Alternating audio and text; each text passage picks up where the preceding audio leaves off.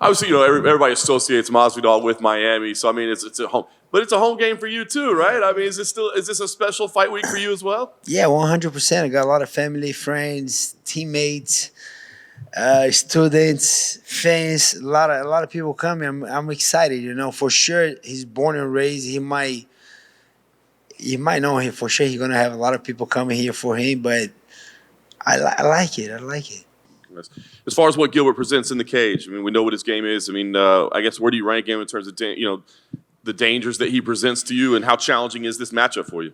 Definitely a beast on the ground. He's not the best at getting the fight to the ground, and definitely hits hard and throws with like bad intentions. But he's not the best at setting it up. He's not the best at making traps, at playing with the distance, at really jotting down at the distance. So I would rank him dangerous in both the stand up and the ground, but also at the same time a very fitting style for myself. Talk about the matchup itself, right? Like, I know that you deserve to face number one contenders right now. He's not that in the ranking, but obviously he's a big superstar. So I mean, did the matchup excite you, and is it one that gets you, excited to compete? For sure. Very dangerous, crazy striking, a lot of knockouts, 51 fights. Plus the ones that never went to the record one, like the backyards one. So for sure, very experienced. For sure, not coming from a win streak, coming from a losing streak, but very dangerous. Still very dangerous. Especially he's back against the wall, fighting at home, coming from 3 losses, fighting Gilbert Burns. Yeah, bro, a lot of pressure on this guy, and it seems like he deals good with the pressure. I think he's gonna come crazy, and I'm excited for. I'm not seeing an easy fight, and like you said, he's not a top contender, but he's a big name. Everyone knows him. Like, if you remember, Leon Edwards got a title shot beating Nate Diaz. That wasn't in the ranking. That wasn't coming from the win. And Nate Diaz is not here no more. I think that other guy is Masvidal. So I like that fight. Big name, superstar, rank it. Fought for the title twice. If he beats me, maybe get another title shot. So yeah, I like that fight. I mean, obviously, there's a lot of talk about the welterweight title picture. I mean, are you letting yourself think about that at all, or do you have to be careful not to? Because obviously you have a great history with the champion. It would be a phenomenal matchup, but we kind of know which way Dana has mentioned. I mean, are you thinking about that whole scenario as you enter this fight week?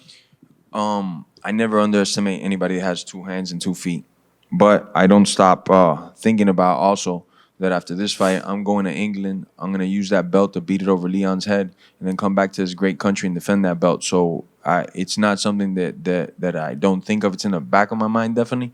But versus Gilbert, eliminate him in an impressive fashion, and there'll be talk of nobody else fighting for nothing else but me, Last I checked, UFC's a pay-per-view selling business.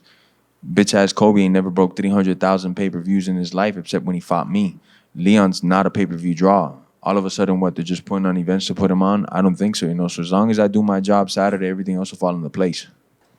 You mentioned title shot a couple times, right? I mean, I think everybody's talking about it. We've heard Dana White say, well, Colby's next, but people say, yeah, but Jorge would be a great match if he wins. Gilbert would be a great match if he wins. So I don't know, how much stock are you putting into, like, it's locked up, it's done? Or do you look at this as, hey, I do the right things, and this is the number one contender fight for me? Yeah, maybe. If I do the right thing, if I finish the way I see myself finish, I see the way I can finish, still a maybe, still not for sure. I would love to say, yeah, if I finish, they give me a title shot, but it seems like Colby, so I'm okay with it.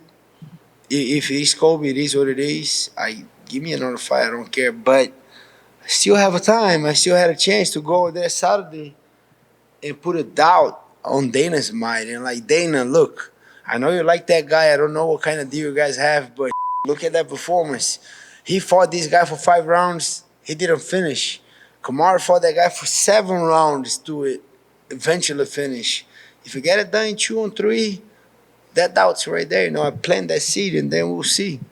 All right, so last thing for me, I know you're going to give away your game plan, but I'm wondering if maybe your wife has talked to you. Not yet. Saturday. She's coming to the hotel on Friday. Saturday before the fight, she comes and she does her things, So Saturday. Jorge, you're a promoter now, so were you kind of surprised as a promoter that Dana was so adamant Colby's getting the next shot before this fight had even played out? Because he could say, well, we'll have to see, and then that builds this fight even more. I think they're just setting the pedestal way higher for me, man. They just want me to do some epic ass gamebred Miami shit, on Gilbert's face, and then that's it. The tidal wave of that night is gonna foreshadow anything else that I think is going on. Obviously I'm gonna be rooting and advocating for myself over everybody, especially this cop culling cupcake eating ass bitch. But that's whatever. It's kind of a weird one, right? Because here we are, we're talking about, hey, spectacular knockout, title shot. But then you said yourself on the countdown show that, hey, if you can't beat Gilbert, that might sort of show where you are in the sport currently. So would you consider this a crossroads fight, or would you consider this a stakes are high fight? What are you looking at this fight as? It's not no diss on Gilbert or nothing. I just feel like throughout my whole career I would always match up very well with him, and at any point in my career I could beat this guy. Stylistic, of course, and I am coming off 3 losses. One of those losses had rather interesting circumstances. I took a fight in 6-day notice. I flew all the way to Abu Dhabi. I lost 20 pounds. And I'm not taking that away from Usman because he still beat me and he still had to prepare for me in just 6 days. So it's not that I don't take that one into credit, but it's also like those were interesting circumstances. And then I suffered 2 more losses after that. So if I suffer a 4th, it's a lot of evaluation has to take place. So I'm not going in there thinking this is my last fight. But, with the emotions running and all this and that and 4 losses in a row, I've also been in the sport 20 years. I got 50-something fights. I got more knockouts than these guys got fights. You could go look at my record. I think I got like 17 knockouts right now. A lot of these guys are barely reaching 12, 13 fights, and they're in the UFC in the top 5. So it's a rather long journey, and my body doesn't have a lot of wear and tear on it. Whether I get on the microphone and talk about it like these other bitches do, and this is hurting in my knees, this, that. I got the same injuries. It's just I'm a man. I'm going to keep it to myself. And plus, I'm not going to expose it to the world for the world to know what's wrong or right, I just feel that I just got to go out there and do my job Saturday. It would seem to be a fight where you have a grappling edge given your pedigree, right? But I know that inside you kind of like to just go out and throw down as well, right? And this seems like a guy you could scrap with, right? So is it a hard mental battle for you as to how you want to approach this fight? It is. Why are you asking that? Yeah, it is. I wanna freaking bang with this guy, to be honest. But then I listen. That's the good thing. I listen to my coach. Henry said that you got to fight smart. I think you're going to do great stand-up, but if you mix with the takedowns a little bit, then the hand's going to connect easier. Then this and that. And then the other coach, then my wife.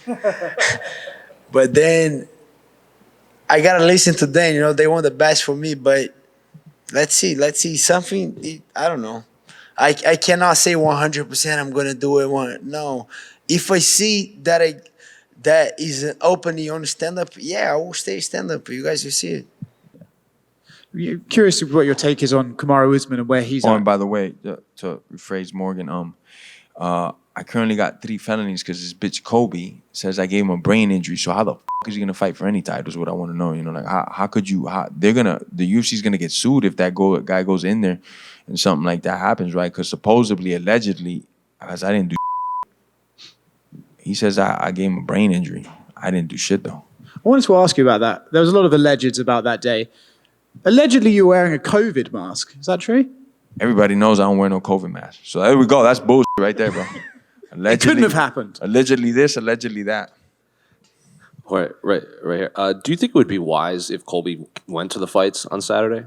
Of course, man. He's a attention-seeking ass whore. He's gonna be there. He's gonna, from 100 feet away and 20 security guards, he's gonna be saying all types of crazy shit. He's the king of this and that. He's only the king of calling cops and sucking.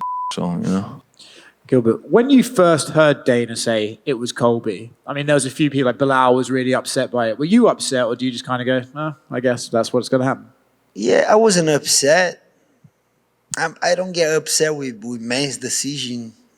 That I got mad because Dana. Come on, I'm not that guy.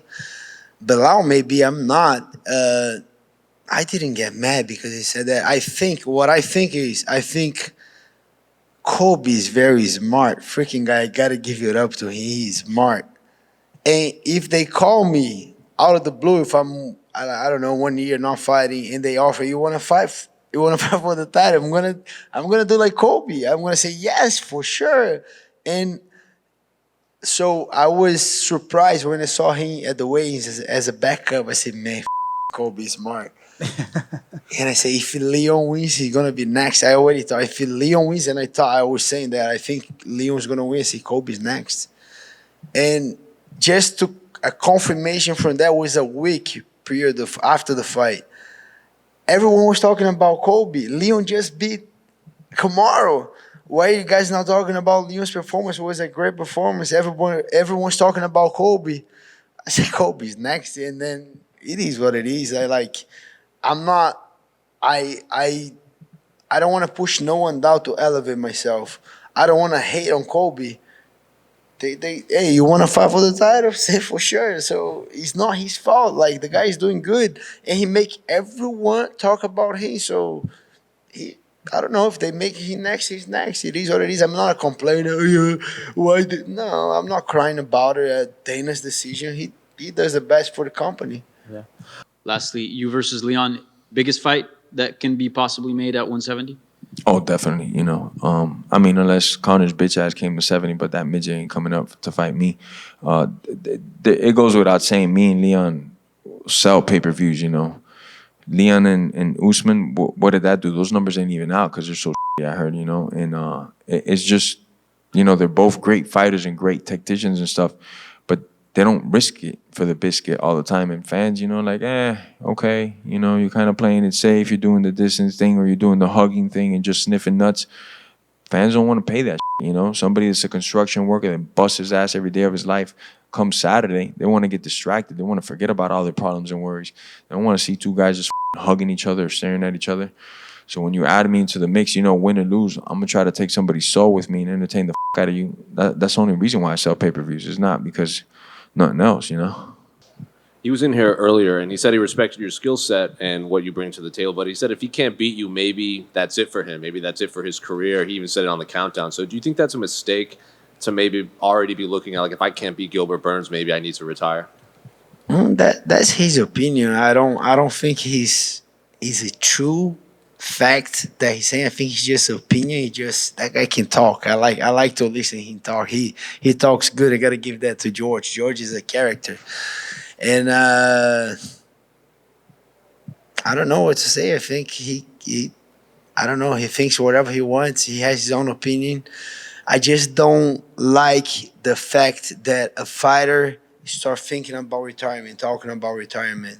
I don't think he'll retire. I think I'm going to beat him, but I don't think he'll retire. I think he's making a lot of money on these fights. He got, I don't know if it before Kamaru's fight or before Colby, something like that, he got 7 deals. When they say 7 fight deals is a good money.